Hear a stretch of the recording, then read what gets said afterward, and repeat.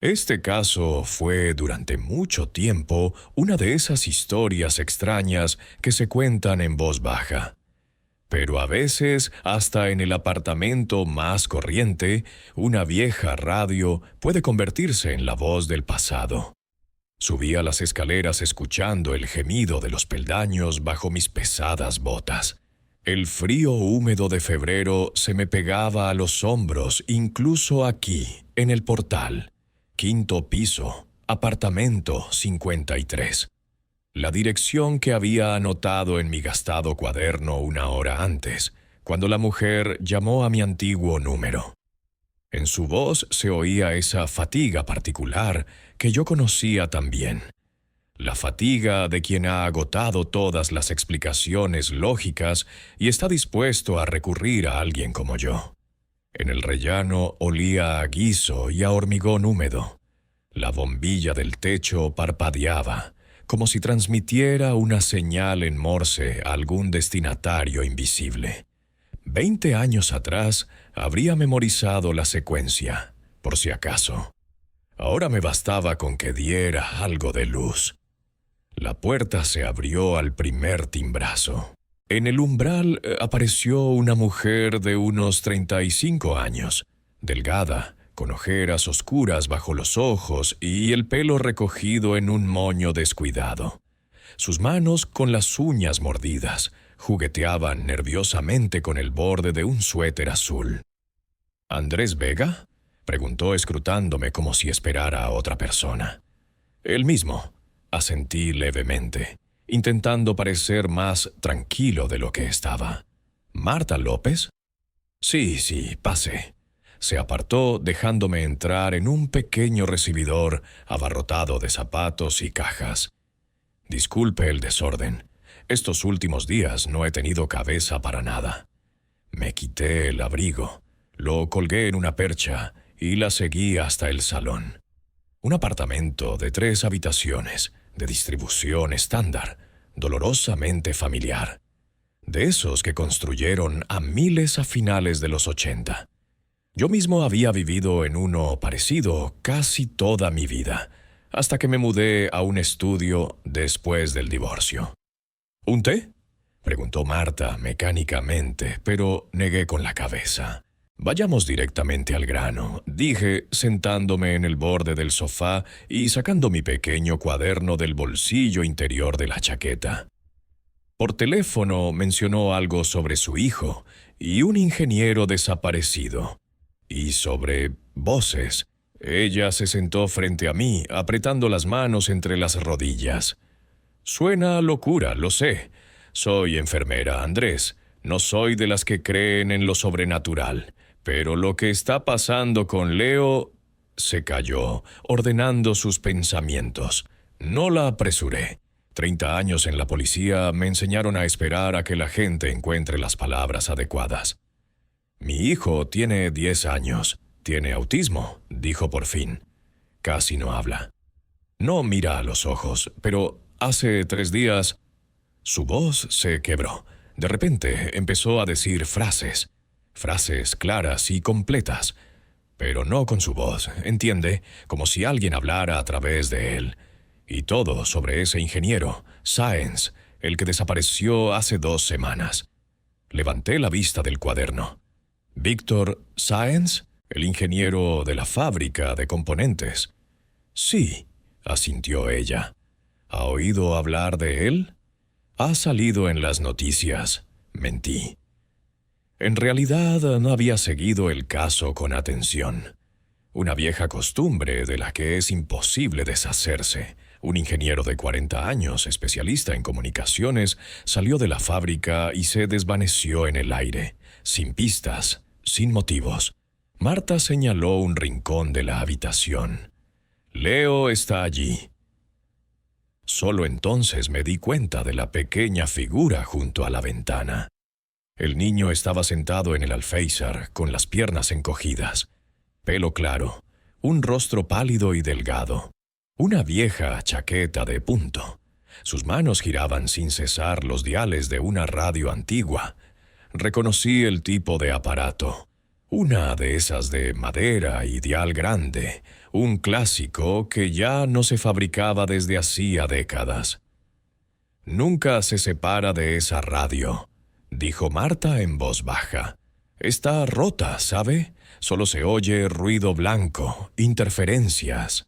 Pero él se pasa horas sentado, girando los diales, como si buscara una emisora concreta. Me levanté y me acerqué lentamente al niño.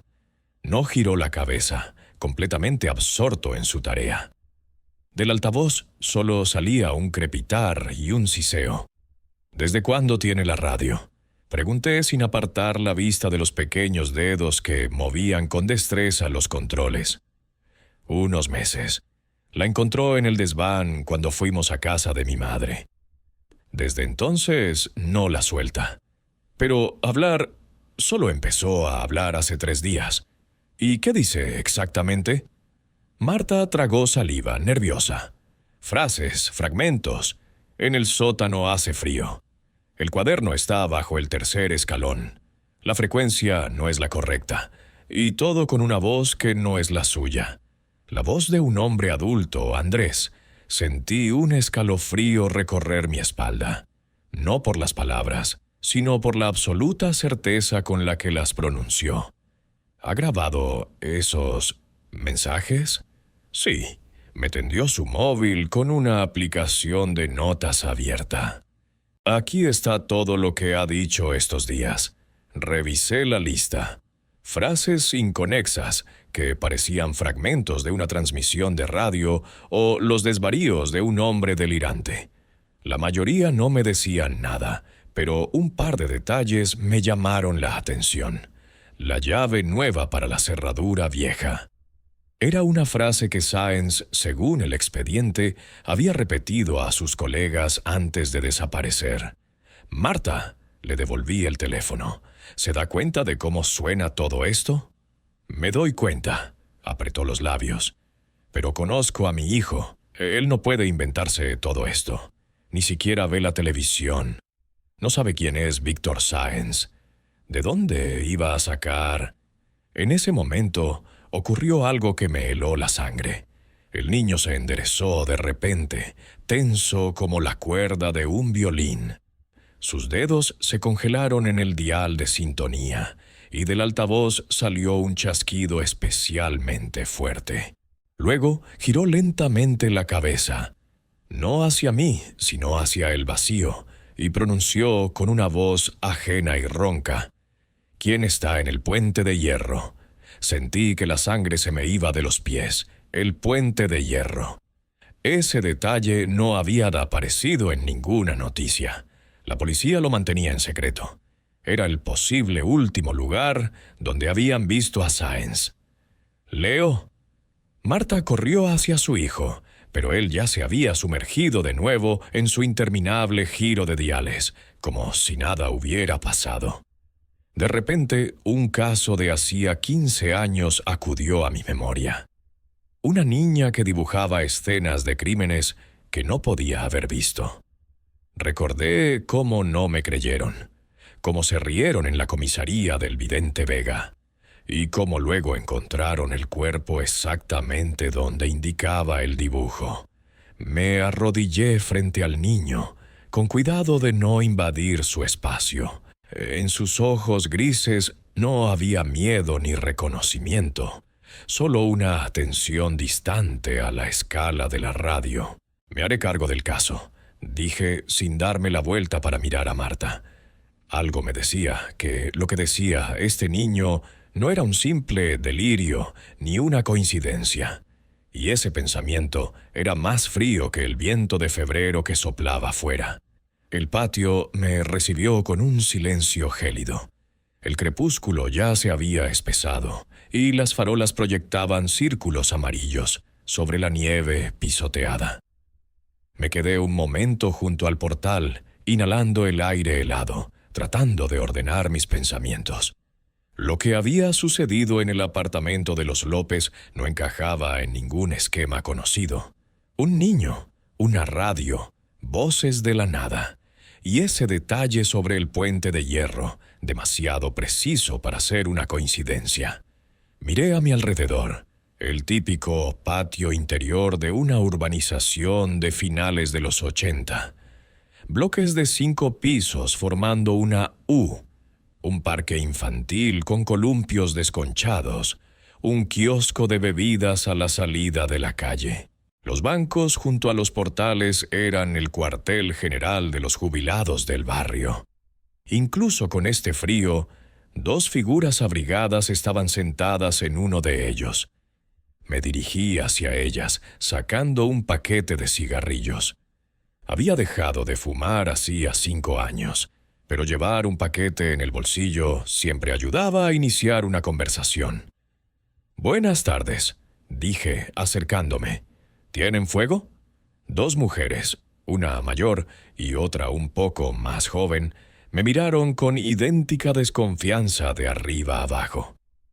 «No fumamos», gruñó la más joven. Parecía tener unos 60 años, vestida con un anorak azul oscuro y un gorro de lana. «¿Y usted a quién busca?», inquirió la segunda. «No es de por aquí, guardé los cigarrillos en el bolsillo». «Vengo de ver a los López, por trabajo». «¿A casa de Marta?», se animó la más joven. «¿Y usted qué es de ella?». Sentí la atmósfera familiar de la inteligencia de patio. Esas mujeres lo sabían todo de todos en un radio de 3 portales. «La estoy ayudando con un asunto», respondí evasivamente. «¿Llevan mucho tiempo viviendo aquí?». «Desde que se construyó el edificio», dijo la mayor con orgullo. 30 años ya». «¿Y por qué pregunta?». «Me interesa el ingeniero que desapareció. Sáenz. Dicen que vivía en este bloque, ¿no?». Las mujeres intercambiaron una mirada. En sus rostros apareció esa expresión particular que yo conocía bien. Una mezcla de deseo de chismorrear y miedo a decir algo inconveniente. «En el cuarto portal», dijo finalmente la más joven. «Tercer piso. Era un hombre tranquilo, discreto. ¿Usted es de la policía? Disculpe». «Lo fui en su día», respondí honestamente. «Ahora trabajo por mi cuenta». «Ah, un detective», dijo con un deje de decepción, como si eso me hiciera un interlocutor menos interesante. En ese momento, la puerta del portal de al lado se abrió de golpe y una mujer corpulenta, embutida en un llamativo anorak morado con capucha de pelo, apareció en el rellano. Su pelo canoso estaba peinado en un elaborado recogido que parecía no haber cambiado desde los años 80. «Claudia, Nina, ¿qué hacen hablando con un extraño?». Su voz retumbó por todo el patio. «Nada, doña Elvira, no se preocupe», respondió la más joven con aire culpable. «El señor pregunta por Sáenz». La mujer me dirigió una mirada severa en la que se leía una clara desaprobación. «¿Y usted quién es?». «Andrés Vega», me presenté. «Detective privado. Investigo el caso del ingeniero desaparecido». «¡Ja!», resopló ella. «Así que la policía no pudo y ahora contratan a privados. ¿Y quién le ha contratado, si se puede saber?». «Un particular», respondí evasivamente. «¿Y usted es, disculpe?». «Elvira, para servirle», enderezó la espalda con orgullo. «Llevo toda la vida aquí, conozco este bloque como la palma de mi mano. Aquí no se mueve una hoja sin que yo me entere». No lo dudaba en absoluto. Personas como doña Elvira eran los verdaderos centros de información de cualquier vecindario. Lo saben todo, lo ven todo, lo recuerdan todo. «¿Quiere sentarse?», señalé el banco. «Me gustaría preguntarle sobre el ingeniero y sobre la familia López también». Me midió con la mirada, como decidiendo si yo era digno de su atención, y luego asintió majestuosamente y se sentó en el banco. Las otras 2 mujeres se apartaron inmediatamente para hacerle sitio. «¿Los López, dice?», frunció los labios. «Marta es una buena chica, aunque muy callada. Pero el niño es raro». «¿Raro en qué sentido?», pregunté procurando que mi voz sonara neutral. No es como los demás, dijo doña Elvira con aire de suficiencia. Te mira con esos ojazos como si te viera el alma. Y no habla nada, aunque ya es mayor. 10 años y parece mudo. El niño tiene autismo, señalé secamente. Puede ser, no discutió. Pero le diré una cosa. Todo esto no es casualidad. Desde que empezó a juguetear con esa radio suya, han empezado a pasar cosas raras. Me incliné hacia adelante. ¿Qué cosas raras? Voces en las radios, dijo bajando la voz. Yo misma tengo una revoltosa antigua en la cocina. Pues bien, hace 3 días, de repente, empieza a carraspear y a sisear. Y luego, una voz de hombre, y bien clara. Mira, debajo de la escalera. Casi me desmayo. ¿Y qué? ¿Miró? Pregunté sintiendo un escalofrío.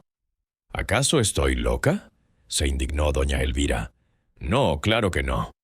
Apagué la radio inmediatamente y encendí una vela. Llevo 30 años viviendo en este edificio. He visto de todo. Recuerdo que en el 86 hubo una tragedia en la fábrica. 2 muertos en extrañas circunstancias en la sala de radio. Desde entonces, cada vez que alguien se pone a juguetear con estas radios viejas, mala señal. Anoté mentalmente la mención de la tragedia de la fábrica. Tendría que revisar los archivos. ¿Y Sáenz? ¿Qué puede decirme de él? Era un hombre tranquilo, discreto. Repitió lo mismo que la otra mujer. Su mujer lo dejó hace 1 año. No tenían hijos. Trabajaba en la fábrica de componentes como ingeniero de comunicaciones. Últimamente andaba algo nervioso, siempre murmurando cosas. ¿Y se relacionaba con el niño de los López? Doña Elvira abrió los ojos como platos. Ni hablar. Marta no se le acercaba ni de lejos. Protege a su Leo como una leona. Pero se calló, mirándome de forma significativa. ¿Pero? La apremié. Dicen que últimamente Sáenz iba mucho a la antigua sala de radio. Intervino de repente una voz masculina. Me di la vuelta. Detrás de nosotros había un hombre de mediana edad, con una chaqueta gastada y un gorro de lana, que al parecer acababa de salir a fumar. ¿Conocía a Sáenz? Le pregunté. Éramos vecinos de rellano. Se encogió de hombros el hombre. Lo veía a menudo trasteando con aparatos. Y el último mes le dio por ir a la sala de radio abandonada. Está al final del patio, junto a la valla. Antes era la centralita de radio del barrio. Decía que allí la señal era mejor que en la fábrica. ¿Señal? ¿Para hablar con quién? A saber, el hombre dio una calada a su cigarrillo. Quizás era radioaficionado. Ya sabe, esa gente habla con todo el mundo. Pero esa sala lleva abandonada como 20 años. Miré en la dirección que me indicaba. En el rincón más alejado del patio, detrás del parque infantil, se veía una pequeña construcción de ladrillo, parecida a una caseta de transformadores. Las ventanas estaban tapiadas y la puerta, al parecer, cerrada con un candado. ¿Y iba a menudo? Todas las noches, durante las 2 últimas semanas antes de desaparecer, respondió el hombre. A veces se quedaba hasta tarde. Iba con una linterna. Agradecí a todos la información y me dirigí lentamente hacia la sala de radio. Mi parte escéptica consideraba todo esto meras coincidencias y fantasías. Lo de siempre. Desaparece una persona e inmediatamente crece una bola de nieve de rumores y conjeturas a su alrededor.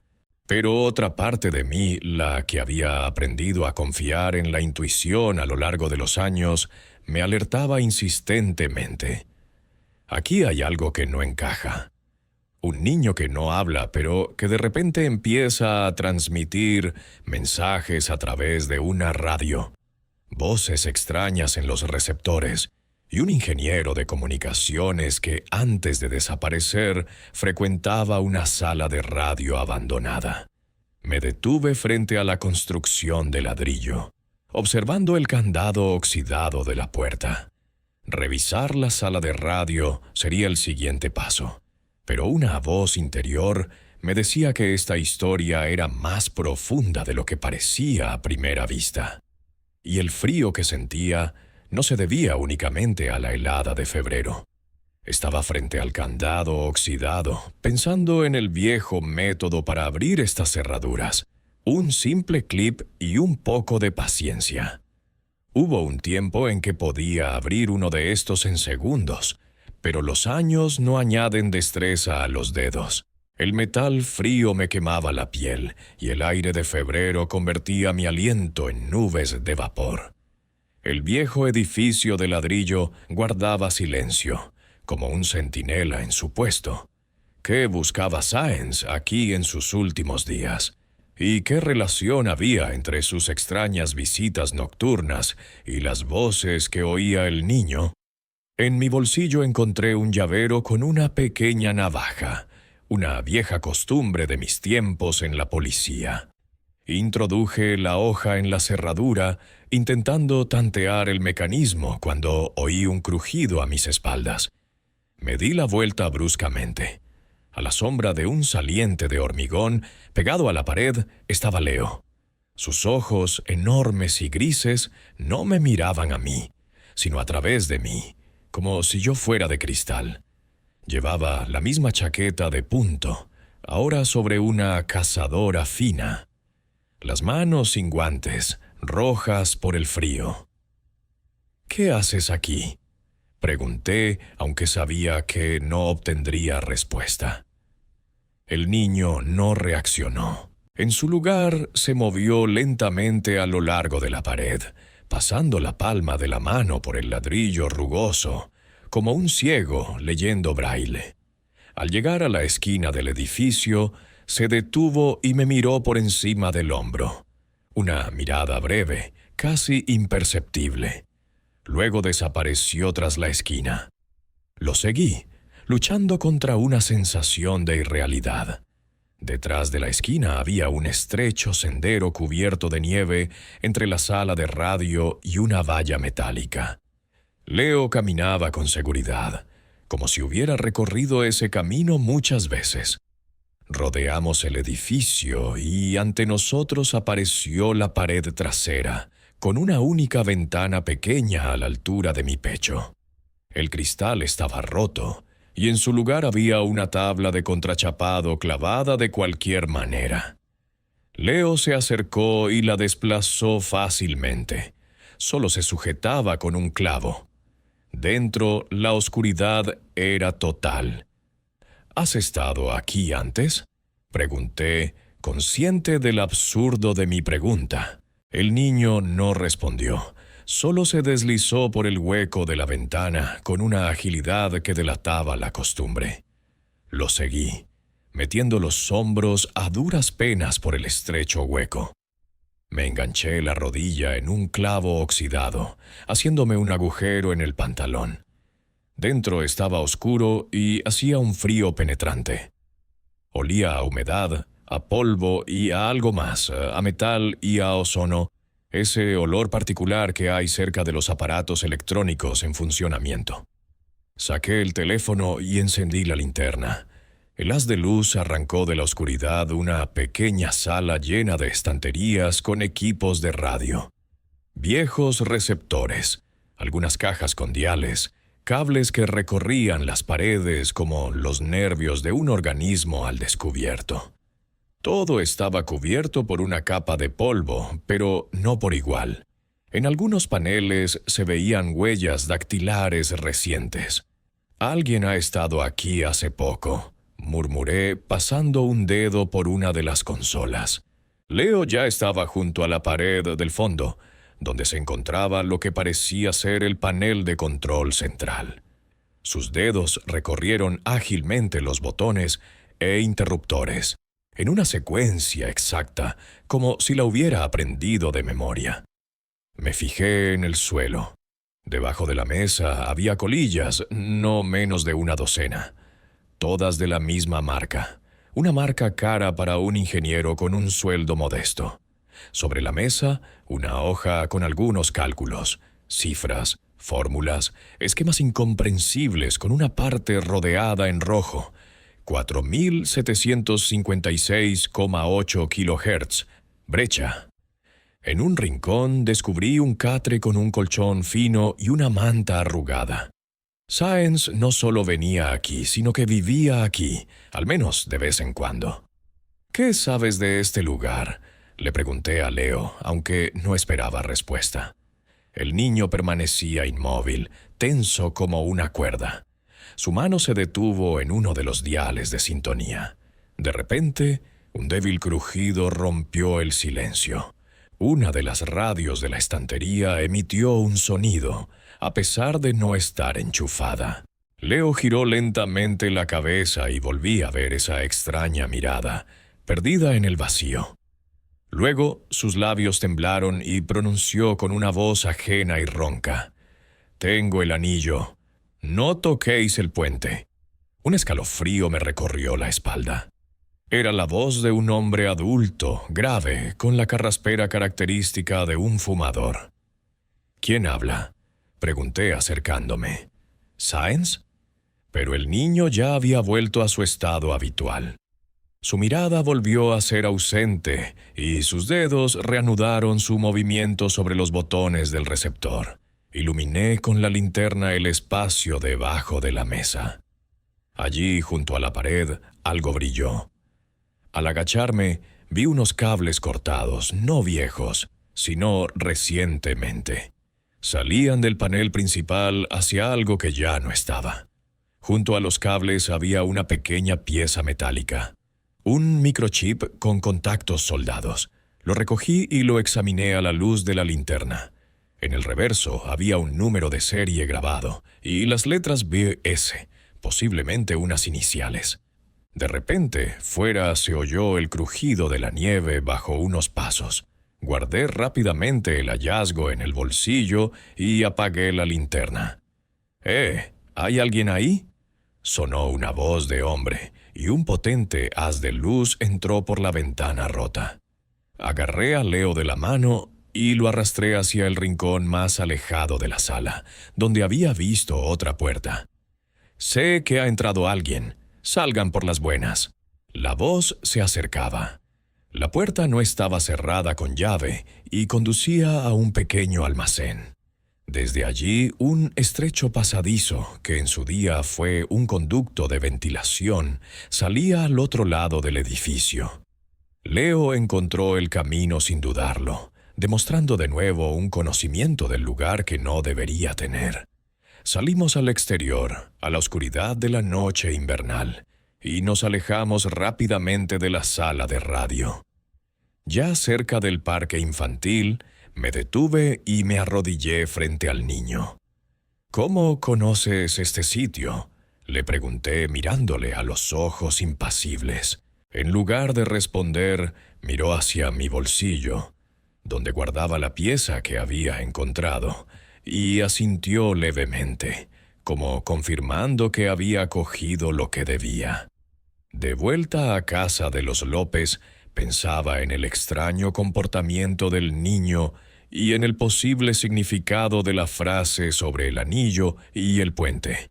Cada vez estaba más claro que la radio jugaba, en este caso, un papel mucho más importante de lo que se podía suponer. Subíamos las escaleras en silencio, yo y el niño que no hablaba, pero que de alguna manera sabía cosas que no podía saber. Leo iba delante. Su delgada figura se movía con una extraña fluidez, como si flotara sobre los escalones. En mi bolsillo, la pieza con las iniciales BS era la prueba material de que Vladimir Sáenz había estado trabajando en la sala de radio abandonada. Y no solo trabajando. A juzgar por el catre, vivía allí. ¿Se escondía? ¿De quién? ¿Y qué papel jugaba en todo esto un niño autista con la asombrosa habilidad de encontrar pasadizos secretos y repetir las palabras de otros? La puerta se abrió antes de que pudiéramos llamar. En el umbral estaba Marta, pálida, con el pelo revuelto y los ojos rojos de llorar. Dios mío, ¿dónde estabais? Agarró a su hijo por los hombros, palpándolo rápidamente como para comprobar que estaba de una pieza. He recorrido todo el patio. Leo nunca se va solo, nunca. Ha sido culpa mía, dije, entrando en el apartamento. Me siguió hasta la sala de radio. Pensé que lo sabías. ¿A la sala de radio? Levantó la cabeza. ¿Para qué? Leo nunca ha estado allí. Leo entró en su habitación, se sentó en su sitio de siempre junto a la ventana y buscó su radio. Me quité el abrigo, lo colgué y seguí a Marta a la cocina. Puso el hervidor en marcha por inercia, con las manos temblorosas. Marta, saqué la pieza metálica del bolsillo. Su hijo no solo conoce el camino a la sala de radio, sabe cómo entrar por la ventana trasera, conoce la distribución de las habitaciones. Y por lo visto, ha estado allí en repetidas ocasiones. Me miró boquiabierta. Eso es imposible. Leo nunca se aleja más allá del parque infantil. Yo lo sabría. Pues es así. Puse la pieza sobre la mesa. Esto es parte de un transmisor de radio. ¿Ve las iniciales? V.S. Vladimir Sáenz. Por lo que parece, vivió en esa sala de radio los últimos días antes de su desaparición. Allí hay un catre, sus objetos personales, cálculos de frecuencias. Se dejó caer en una silla, sin apartar la vista de la pieza. Pero, ¿qué tiene que ver con Leo? ¿Por qué conoce ese lugar? Dijo que su hijo está obsesionado con la radio. ¿Cuándo empezó exactamente? Marta frunció el ceño, intentando recordar. Siempre le han interesado los mecanismos, pero con la radio se calló, pensativa. Quizás hace unos 3 meses. Sí, en noviembre. Fuimos a casa de mi madre. Leo encontró una radio vieja en el desván y desde entonces no se separa de ella. ¿Y esas voces? ¿Cuándo empezó a repetirlas? Hace 3 días. Sus ojos se abrieron de par en par al darse cuenta de algo. Justo cuando se anunció la desaparición de Sáenz. Dios mío. De la habitación llegó un sonido. No un grito, ni palabras, sino un extraño susurro, como si alguien estuviera pasando papel de lija por madera. Nos levantamos de un salto y corrimos hacia allí. Leo estaba sentado en el suelo, meciéndose hacia adelante y hacia atrás. La radio estaba a su lado, con el altavoz apuntando directamente a su cara. Sus labios se movían, formando palabras, pero de su boca solo salía un susurro. Oscuro, dolor, el anillo. Marta se abalanzó sobre su hijo, abrazándolo, intentando sacarlo de ese estado. Pero él seguía susurrando, con la mirada perdida en el vacío. Las mismas 3 palabras, como un disco rayado. Los observé y las piezas del rompecabezas empezaron a encajar en mi cabeza. Un ingeniero de comunicaciones que trabajaba con equipos de radio. Un niño con autismo, hipersensible a los sonidos.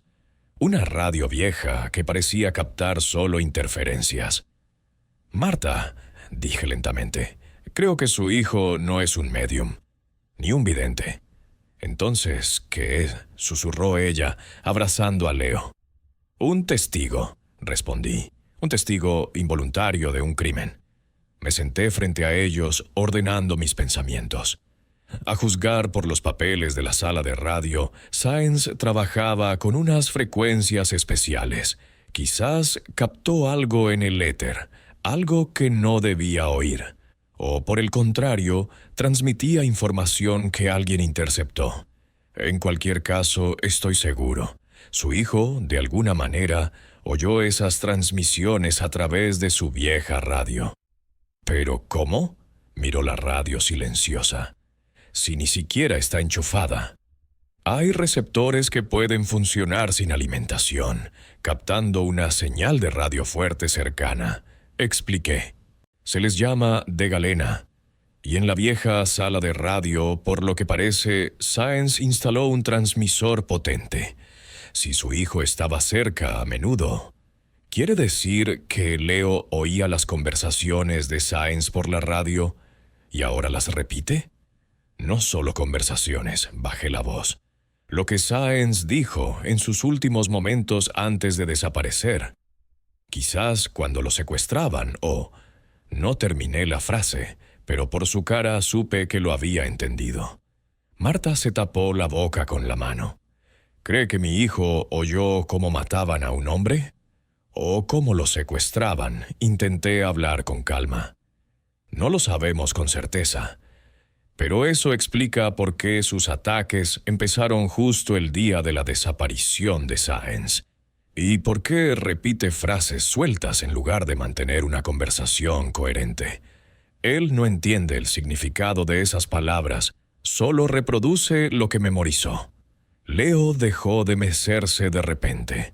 Su mirada se enfocó no en mí ni en su madre, sino en la pieza que había sobre la mesa. Se soltó de los brazos de Marta. Se acercó al microchip, lo cogió, se lo llevó a los ojos y lo examinó atentamente. «Leo, ¿qué es eso?», preguntó Marta en voz baja. «¿Conoces esa cosa?». El niño no respondió, pero sus dedos acariciaron suavemente la superficie metálica como saludando a un viejo amigo. Luego acercó la pieza a su radio. La colocó en un punto concreto del panel trasero, como si la estuviera probando. «Dios mío», susurró Marta. «¿Sabe lo que es? Lo ha visto antes». «Creo», dije lentamente, «que su hijo no solo oyó las transmisiones de Sáenz. Estuvo en esa sala de radio. Quizás Sáenz le dejaba acercarse, le permitía observar su trabajo. Puede que incluso le diera algunas piezas para jugar». «Leo nunca», empezó Marta y se interrumpió. «Aunque los últimos meses desaparecía a menudo en el patio. Yo pensaba que simplemente estaba sentado en los columpios, como de costumbre, pero aparecía con cables nuevos, pilas. Observé al niño, que ahora giraba metódicamente los diales de su receptor, de nuevo inmerso en su estado habitual. Necesito saber quién más pudo oír esas transmisiones», dije. Si Sáenz trabajaba con un transmisor potente, la señal podría haberse propagado lejos. Quizás alguien más en esta zona sintonizó accidentalmente la misma frecuencia.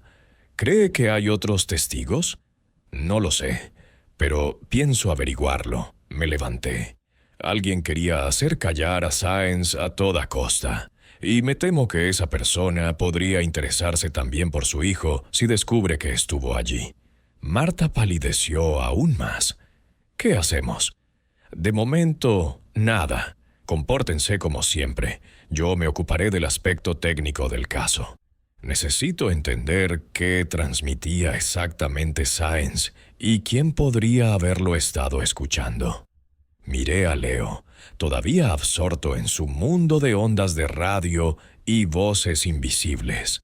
Algo me decía que la clave de este misterio no estaba en lo que decía la gente, sino en lo que flotaba silenciosamente en el éter sobre nuestras cabezas. En el mundo invisible de las señales de radio que conectan el pasado con el presente a través de las voces de aquellos que quizás ya no están vivos. La fábrica me recibió con puertas oxidadas y un olor a aceite de motor impregnado en el hormigón desde hacía décadas. Me subí el cuello del abrigo para protegerme del viento de febrero y pasé junto al guardia de seguridad mostrándole mi vieja placa. El truco funcionaba desde hacía años. Nadie se fijaba en las fechas. 10 minutos después, ya estaba frente a la puerta con una placa desconchada que decía «Jefe de turno S. Navarro», apretando en mi bolsillo la pequeña pieza de radio con las iniciales BS. El edificio administrativo había cambiado poco desde que venía aquí por trabajo. Las mismas paredes agrietadas de un color verde desvaído. Los mismos suelos crujientes, pulidos hasta brillar por miles de pasos. En las paredes, gráficos de producción descoloridos e instrucciones de seguridad amarillentas. El olor a papel viejo y metal se mezclaba con el aroma de café barato. Llamé a la puerta, pero no hubo respuesta. Llamé más fuerte. ¿Quién diablos es? Sonó una voz malhumorada desde dentro. Empujé la puerta y entré sin ser invitado. En una mesa, un joven con un jersey arrugado, probablemente un técnico, rebuscaba nervioso entre unos planos extendidos ante él. ¿A quién busca?, preguntó levantando unos ojos cansados. Navarro está en una reunión. ¿Cuándo volverá? Ni idea. El técnico se encogió de hombros. Quizás en una hora, quizás al final del día. ¿Qué asunto le trae? Uno personal. Entré más en el despacho examinando la estancia. En una mesa auxiliar había una taza de café a medio beber, todavía caliente. Junto a la ventana, un cenicero con una colilla humeante. Oiga, el técnico se levantó de un salto. Ya le he dicho que no está. No puede simplemente... Puedo esperar. Me senté en la silla de visitas, sin quitarme el abrigo. A juzgar por el cenicero, fuma una marca cara. Cigarrillos caros para un jefe de turno. El técnico se tensó visiblemente. ¿Quién es usted? Exinspector de policía. Saqué mi cuaderno. Investigo la desaparición del ingeniero Víctor Sáenz. Y ahora quizás podría llamar a Navarro. ¿O prefiere que lo busque yo mismo? El ingeniero se quedó paralizado, humedeciéndose los labios con nerviosismo. Miró hacia la puerta, luego al teléfono, sopesando claramente a quién llamar. Había visto esa mirada cientos de veces. Es la mirada de alguien que sabe más de lo que quiere admitir, pero teme las consecuencias. En mis años de trabajo aprendí a leer el miedo en los pequeños detalles, en los dedos temblorosos, en las gotas de sudor en las sienes, en el cambio de ritmo de la respiración. Este chico sabía algo sobre Sáenz, quizás incluso lo que le había pasado. Yo, ahora pregunto, balbuceó el técnico y salió corriendo por la puerta. Una vez solo observé con más atención. En la pared, diplomas, fotos con algunos peces gordos, un calendario con anotaciones. Sobre la mesa, papeles entre los que distinguí un esquema familiar. Había visto uno parecido en la mesa de la sala de radio. Algo sobre frecuencias y cálculos. No había pasado ni un minuto cuando la puerta se abrió de golpe. En el umbral apareció un hombre corpulento de mi edad, fornido, con una mirada pesada bajo unas cejas pobladas. Traje gris, la corbata aflojada descuidadamente. Sergio Navarro en persona. ¡Qué demonios!, siseó cerrando la puerta de un portazo. ¿Quién eres y qué quieres aquí? No me levanté. Permanecí sentado, observándolo con interés profesional. Es la forma en que se mira a un sospechoso. Con calma, estudiándolo. Siempre les afectaba más que los gritos. Vega, ex-inspector. Investigo la desaparición de su empleado, Víctor Sáenz. Saqué un paquete de cigarrillos del bolsillo. ¿Le molesta? Sí, me molesta, replicó, pero aún así se acercó a su mesa y se sentó frente a mí. ¿Qué tengo que ver yo con eso? ¿Y quién te ha contratado? Guardé los cigarrillos. Un particular. El nombre no importa. Para mí sí importa. Navarro se inclinó hacia adelante. Escúchame, detective. Sáenz es un hombre hecho y derecho. Si quiso irse, se fue. Quizás se dio a la bebida. Quizás encontró a otra mujer. Es asunto de la policía, no de... Jubilados. Pronunció la última palabra con evidente desprecio. Sonreí. Cuando la gente recurre a los ataques personales, es que empieza a ponerse nerviosa. Una teoría interesante, asentí. Solo que la policía no ha encontrado nada. Y yo, en 2 días, he descubierto que antes de desaparecer, Sáenz vivía en la sala de radio abandonada del patio de su casa. Trabajaba allí con algún tipo de equipo. Recibía o transmitía señales en la frecuencia 4756,8 kilohercios. Algo brilló en sus ojos. ¿Reconocimiento? ¿Miedo? Tonterías, espetó. Sáenz era un simple ingeniero. Nada de frecuencias secretas ni transmisores. Yo no he dicho que las frecuencias fueran secretas, señalé. Pero usted por alguna razón lo ha asumido. Navarro se levantó bruscamente y se acercó a la ventana. A través del cristal se veían los edificios de la fábrica, grises, ateridos por el viento de febrero. «Escucha, Vega». Su voz se volvió más grave, más peligrosa. «Te estás metiendo donde no te llaman. Esta es una empresa con un régimen especial. Sáenz podría estar involucrado en asuntos internos. Desapareció y punto. Te aconsejo que cierres esta investigación. Te lo aconsejo por las buenas». Lentamente saqué la pieza de radio del bolsillo y la puse sobre la mesa. ¿Sabe lo que es esto? Navarro se dio la vuelta y miró la mesa. No se movió ni un músculo de su cara, pero las manos que agarraban el alféizar de la ventana se pusieron blancas por la tensión. ¿De dónde has sacado eso? De la sala de radio. ¿Ve las iniciales?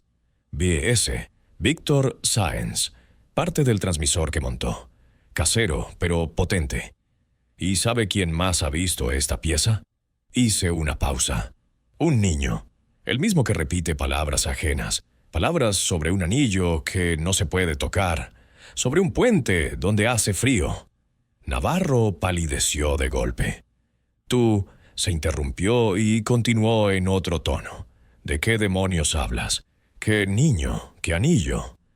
Eso es lo interesante. Me incliné hacia adelante. Sáenz, antes de desaparecer, hablaba de un anillo. «Tengo el anillo», dijo, «y sobre un puente. El puente de hierro a las afueras. El que está cerca de la cantera abandonada. ¿Le suenan esos lugares?» Navarro se dejó caer lentamente en su sillón. Su mirada recorría el despacho como la de un animal acorralado. «Es una coincidencia», dijo, pero su voz tembló. A saber qué cosas diría. «¿Coincidencia?», negué con la cabeza. «Entonces, explíqueme esto. ¿Por qué la noche de la desaparición de Sáenz, en el éter, en la frecuencia 4756,8, sonó su voz? La misma que ahora oye por casualidad un niño autista a través de una radio vieja?» «Mentira», golpeó la mesa con el puño. «Pura mentira. No hubo ninguna emisión. Demuéstralo». «Hay una grabación», mentí, observando su reacción. Sáenz lo grababa todo en un magnetófono, automáticamente, y el niño estaba cerca de la sala de radio esa noche. Oyó cómo amenazaba a Sáenz, cómo le exigía que le diera el anillo, cómo hablaba del puente. El rostro de Navarro se descompuso. Intentó abrir el cajón superior del escritorio, pero le sujeté la mano. «No lo haga, Sergio. Será peor». Nuestras miradas se encontraron. En sus ojos había pánico. «¿No lo entiendes?», susurró. Sáenz se metió donde no debía.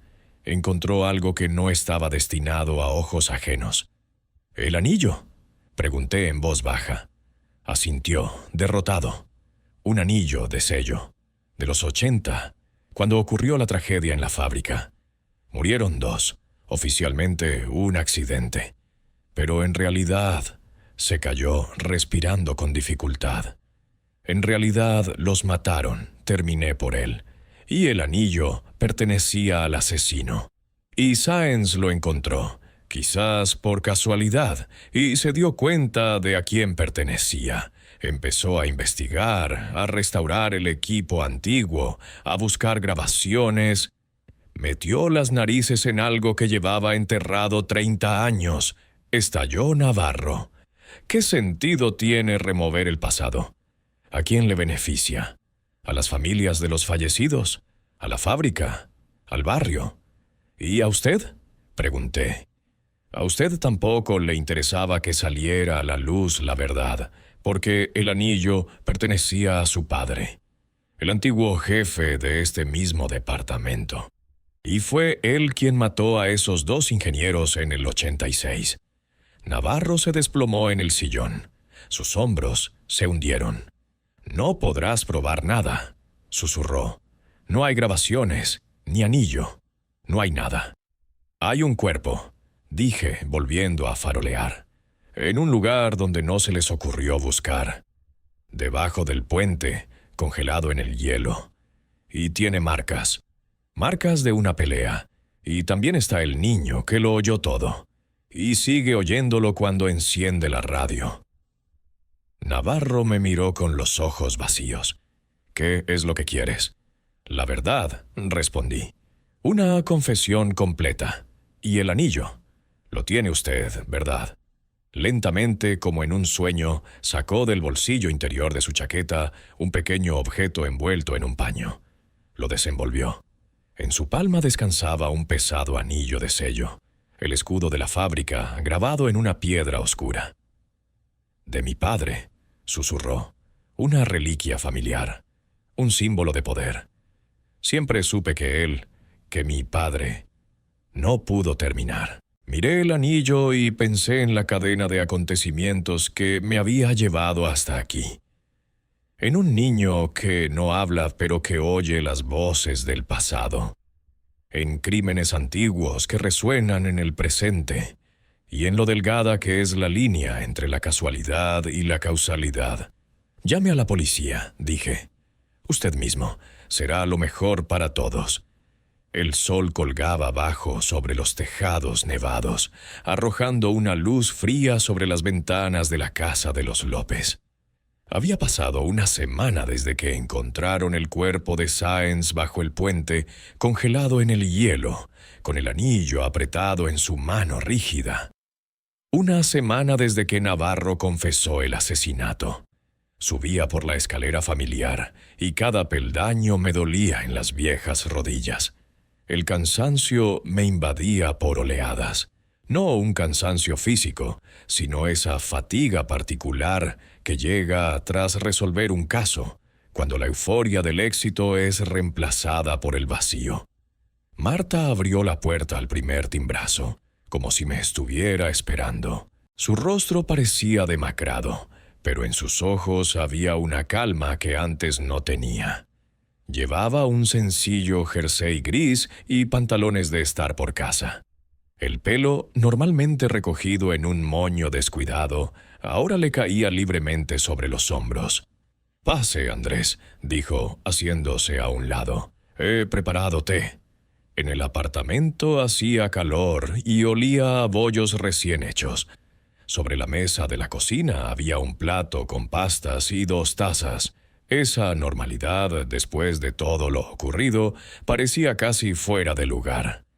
«¿Cómo está Leo?», pregunté quitándome el abrigo. Suspiró, removiendo el té. «Ha vuelto a encerrarse en sí mismo.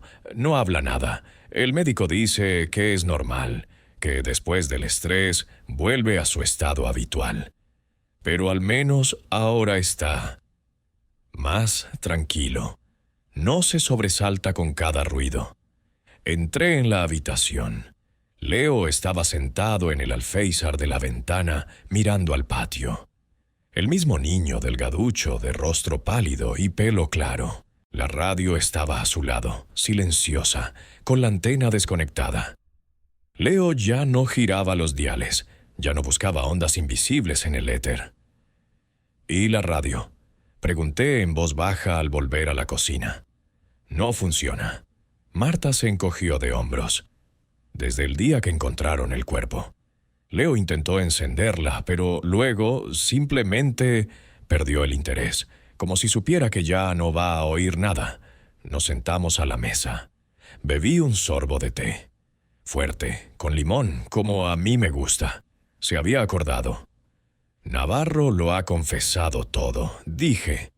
«Los detalles aún no se han hecho públicos, pero en esencia es esto. Sáenz encontró realmente el viejo anillo, en los terrenos de la fábrica mientras tendía un cable nuevo. Un anillo de sello que pertenecía al padre de Navarro.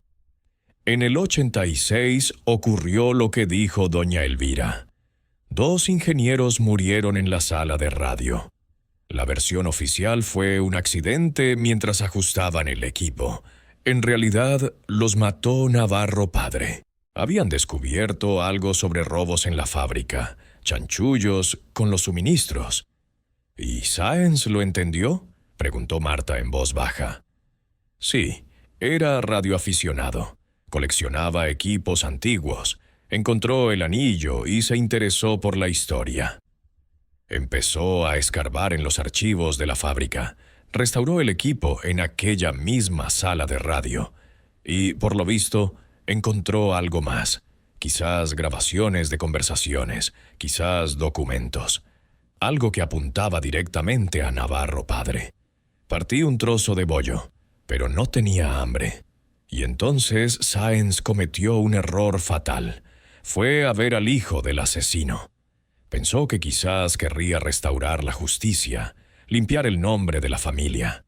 Pero Navarro hijo decidió otra cosa. Lo mató, susurró Marta. No inmediatamente.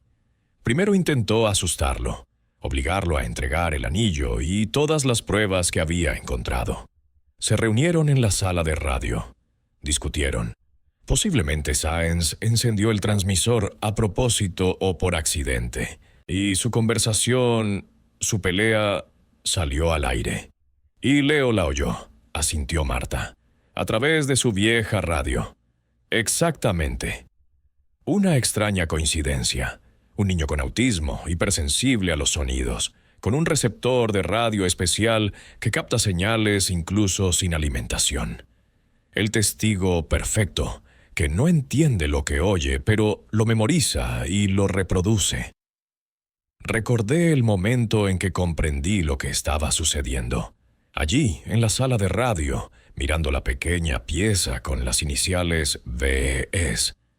Ningún misterio, ninguna voz de ultratumba.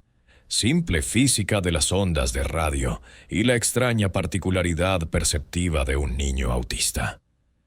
«Sabe», dije mirando por la ventana el cielo gris, en la policía a veces me encontraba con casos parecidos, coincidencias aparentemente inexplicables que la gente toma por milagros. Un niño que de repente dice una frase en un idioma que no conoce. Un perro que lleva a su dueño al lugar de un crimen. Siempre hay una explicación racional. Siempre.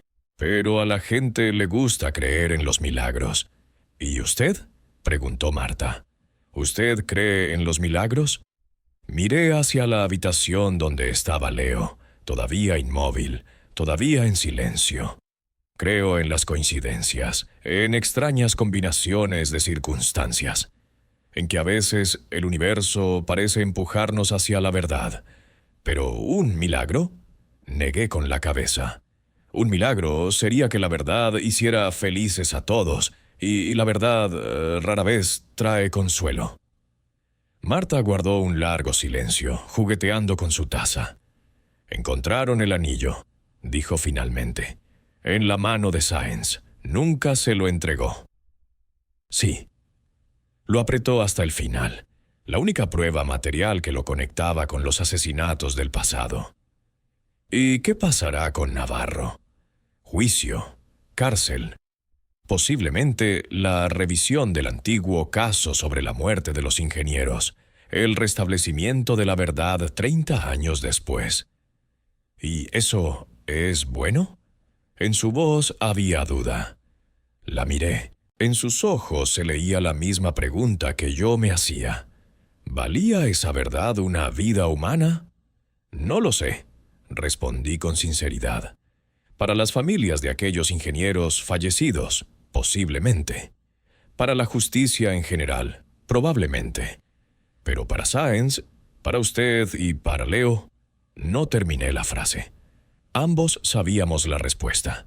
Terminamos el té en silencio. Luego me levanté, fui a la habitación y me detuve junto al niño. No giró la cabeza, pero noté que sus dedos temblaron cuando me acerqué. Un minúsculo reconocimiento de mi presencia. «Gracias, Leo», dije en voz baja. «Ayudaste a hacer justicia, aunque no entiendas cómo». No respondió. Su mirada estaba fija en algún punto más allá de la ventana, donde las ramas desnudas de los árboles se recortaban contra el cielo gris. La vieja radio yacía a su lado, silenciosa, inútil ahora que la transmisión había terminado y el último oyente se había desconectado. Me despedí de Marta en la puerta. «¿Volverá?», preguntó ella. «Si me necesita», respondí, sabiendo que lo más probable era que no volviéramos a vernos. Casi siempre es así. Las personas cuyos casos resuelvo rara vez quieren mantener el contacto. Demasiado dolor asociado a los recuerdos. Mientras bajaba las escaleras, pensaba que descubrir la verdad no siempre produce la catarsis que describen los libros. La mayoría de las veces deja atrás de sí silencio y vacío, como un receptor de radio que ya no capta ninguna señal. El puente de hierro sobre el río helado crujía bajo mis pies. Febrero llegaba a su fin, pero el hielo aún resistía, grueso, veteado de nieve, con una mancha oscura junto a un pilar, donde una semana atrás los buzos habían sacado el cuerpo de Sáenz. Estaba de pie, apoyado en la barandilla, mirando hacia abajo. El viento frío se colaba por el cuello de mi abrigo, pero no tenía prisa por irme. Este lugar exigía una reflexión. Aquí había terminado una historia y comenzado otra. El caso estaba cerrado. Navarro estaba en prisión preventiva, esperando el juicio. Su confesión, obtenida bajo la presión de las pruebas, fue completa. Contó cómo empujó a Sáenz desde el puente tras la pelea en la sala de radio y cómo intentó ocultar las huellas del crimen de 30 años atrás. Los viejos expedientes fueron sacados del archivo. Los nombres de los ingenieros fallecidos fueron limpiados de calumnias. El triunfo de la justicia, como dirían en los periódicos. Pero la justicia es algo extraño. No devuelve a los muertos. No cura las heridas de los vivos, no hace el mundo mejor, solo más honesto. Dirigí la vista a la orilla. A unos 50 metros del puente, justo al borde del hielo, había una pequeña figura, Leo. Miraba el río, con las manos en los bolsillos de su gastada cazadora. No sabía qué lo había traído hasta aquí. La misma necesidad de entender que a mí, o algo más, solo accesible a su particular conciencia. El caso había sido extraño desde el principio. Un niño que no habla, pero que repite palabras ajenas. Una vieja radio que capta las transmisiones de una emisora muerta hace mucho tiempo. Un ingeniero que buscaba respuestas en el pasado y encontró la muerte. Recordé el momento en que todo encajó. Cuando Navarro se derrumbó y mostró el anillo. Cuando contó cómo Sáenz fue a verlo con las pruebas del crimen de 30 años atrás. Cómo exigió que se revelara la verdad. Cómo amenazó con ir a la policía. «Encendió esa maldita emisora», dijo Navarro en su confesión. Gritaba que iba a transmitir la información al aire hasta que alguien la oyera. Intenté detenerlo. Forcejeamos. Luego, no quería matarlo. Solo quería que se callara. Pero Sáenz no se calló. Incluso muerto, con el anillo en la mano, siguió hablando. A través del éter, a través de una radio vieja, a través de un niño que sintonizó por casualidad la frecuencia correcta. Saqué un cigarrillo, lo encendí, mirando el cielo gris y pesado. El humo se mezclaba con el vaho de mi aliento. Toda mi vida había buscado explicaciones racionales, rechazado lo místico, creído en la lógica y las pruebas. Y, sin embargo, en este caso había algo que escapaba a la simple lógica. No un milagro, no, pero tampoco una simple coincidencia. Quizás la verdad realmente encuentra la forma de salir a la luz. Quizás las voces de aquellos a quienes hicieron callar siguen sonando en el ruido de las interferencias, en las palabras de testigos casuales, en las coincidencias que achacamos al azar. Apagué el cigarrillo contra la barandilla del puente y me dirigí lentamente hacia la orilla, hacia donde estaba Leo. No se giró cuando me acerqué, pero inclinó ligeramente la cabeza, reconociendo mi presencia. «Hace frío aquí», dije sin esperar respuesta. «¿Volvemos a casa?» El niño no respondió.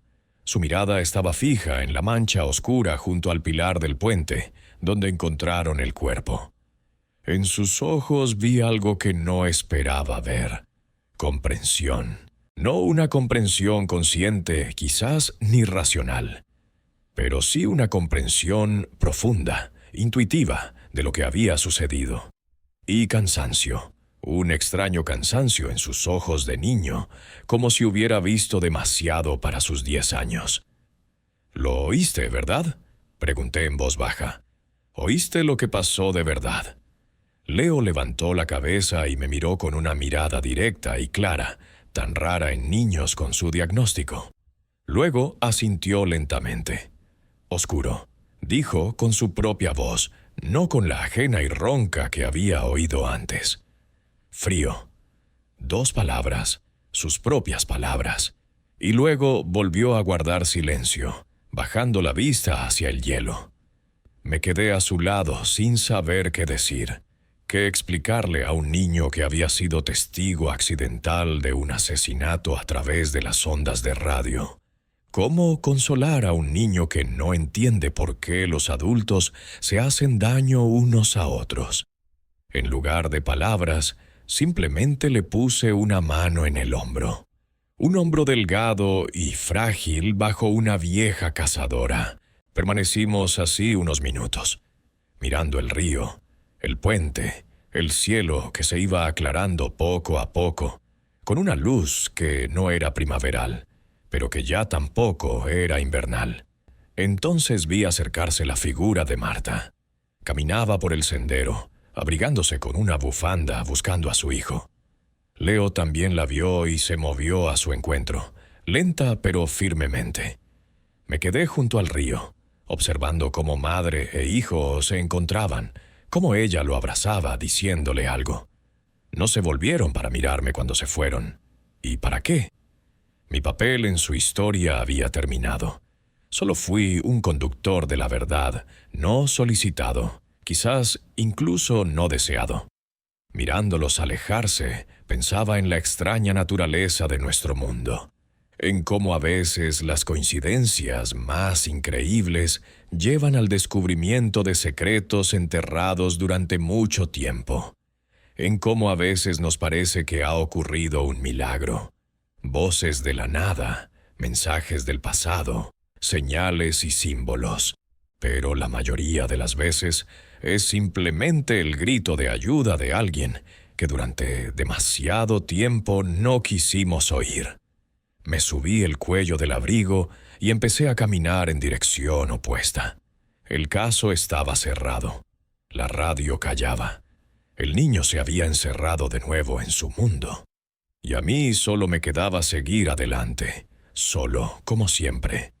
En algún lugar de la ciudad se derretían los últimos neveros. En algún lugar del éter se apagaban los últimos ecos de conversaciones ajenas. Y yo caminaba, dejando atrás el puente, el río y una historia que nunca sería contada por completo.